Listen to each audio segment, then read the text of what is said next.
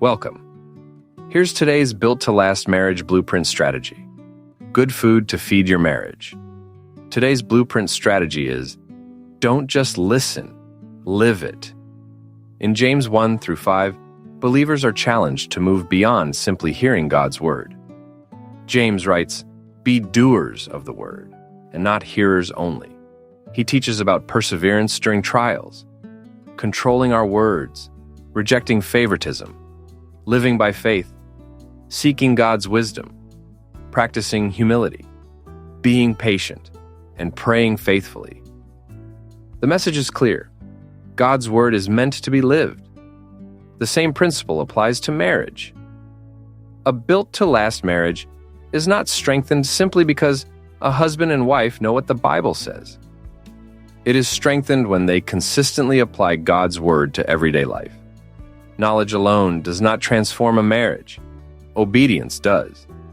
When we choose kind words instead of harsh ones, when we forgive instead of holding grudges, when we seek God's wisdom before reacting, when we pray together, when we serve one another in love, we are living out God's word. Every act of obedience strengthens the foundation of our marriage. The strongest marriages are not built by couples who know the most scripture. They are built by couples who faithfully live what God has taught them. A built-to-last marriage grows stronger when husbands and wives don't just listen to God's word, they live it. Marriage reflection.